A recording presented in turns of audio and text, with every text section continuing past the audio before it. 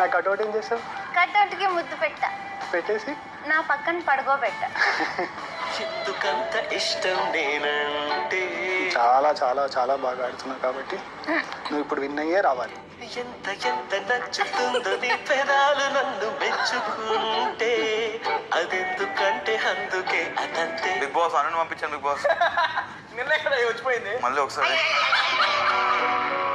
మెల్లిగా నువ్వు కన్వే చేసే మెసేజ్ని కొంచెం కామ్గా నువ్వు పాయింట్కి స్టిక్ అయ్యి